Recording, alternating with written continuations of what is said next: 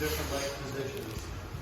Just a nice drill to start putting some language with the positions that we're looking for. Now we're going to look at why those positions are desirable. Start getting into some breaking mechanics. If you don't desire or don't understand why you want to go to those positions, you'll probably not go to them very much. But if you realize that I can break a man's leg from these positions, then we have a reason to go there. Yeah. Alright, awesome. Now are you going to start? I'm not going to break your leg, don't worry. So, we'll start with the inside heel hook from cross ashi. This is going to be a much easier heel hook to finish than our outside heel hook. Our outside heel hook is much more nuanced, but basically anybody can break a man's leg from cross ashi run. Okay, so we've already talked about my attachment to the hip. That's my control. Okay, well, imagine that I've already entered. I did an amazing entry into the legs. Now I need to control his leg and look to expose his heel. Okay, so I can control with my triangle. Gives me the most control, least mobility. I'll probably mostly work from an ankle to ankle position. If I need a little bit more mobility, I can go foot to foot. But I'm sacrificing some control. So you can think about it as a spectrum of control versus mobility in the way that you desire these leg positions. When I'm ready to start exposing the heel, I'm going to put my elbow in line with his toes.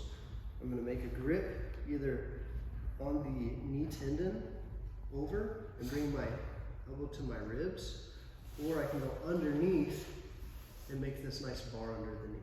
This takes a second longer, but it's a stronger way to do it. This is faster, not quite as strong, okay? If he was really trying to hide his heel, this may not do it, so I may need to take the extra second to elevate that knee. You see how I've made a nice bar underneath now? Now I can use whichever leg position I want to bring my hips off the mat, and I sneak my wrist right underneath the heel.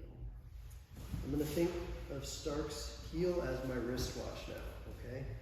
So you always want to have this pronated grip, my palm facing down, where I can keep that heel on my wrist. So everyone see that? Now we can talk about the different grips. This is always going to be the weakest. This is the only grip that I use in training. When I'm training with my training partners, I only use this grip because it's the weakest and the safest to play with. If I'm competing, I'll mostly use a butterfly grip or a false grip where I'm wrist to wrist. Okay? This is going to close the space between my elbows. Okay? Give me a tighter grip. If I really need a strong grip, if I need the strongest grip, I can put my opposite elbow or opposite wrist underneath, and now I'll bring my elbow to my ribs by bringing my hand out and making this like muscle grip. This is what we refer to as a reverse figure 4 or a fuck you grip. That should help you guys remember, okay? Sorry for the language, right? This is always going to be the strongest grip, but as you saw, it takes an extra second to build. I want to practice here, and this is the only grip that I use in training again, because it's the safest and I don't want to hurt my training partners, okay? So we're going to start to talk about the 3 bars of the leg now. I can think of Stark's femur as the first bar of the leg, tib-fib as the second, heel to toe as the third. I want to create as much bend in these 3 bars as I possibly can. That way I create the most ability to internally and externally rotate his leg. Okay? If it's straight, doesn't move very much. As you saw here, this is some serious movement. This is enough to break or tear a man's tendons. I also need this bend, right? Because the same thing here. If I have this bend, I can move a fair amount. Where here, not much movement. Does that make sense to everyone?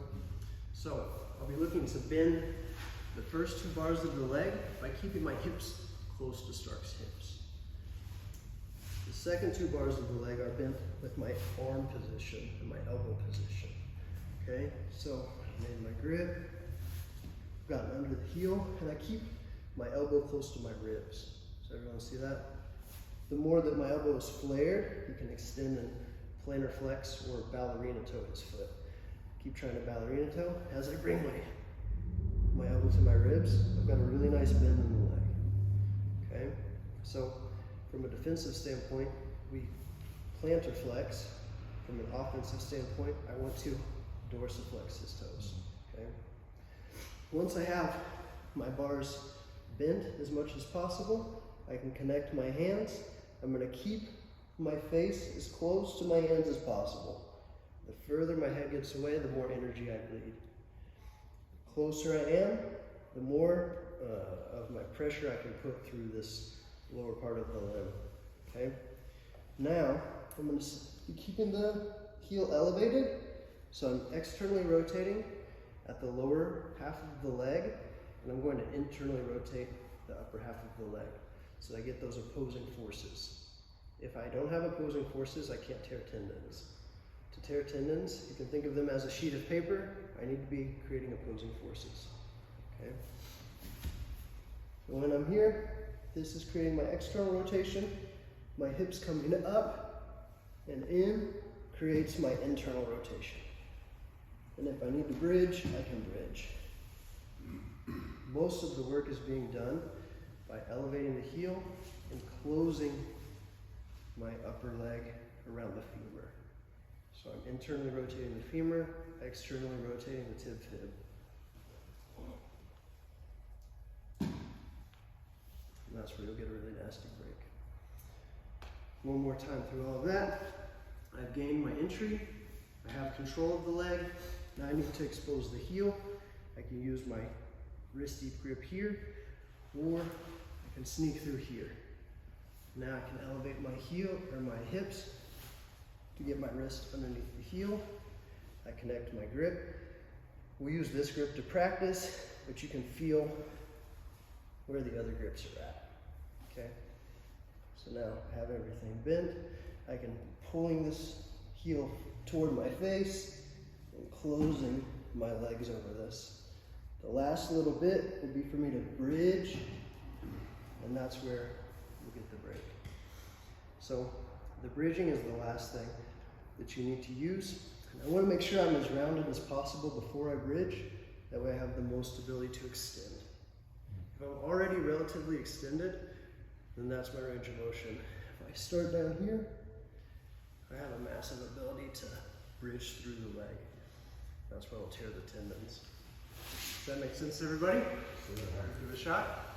Let's do it. 1, 2, 1, 2.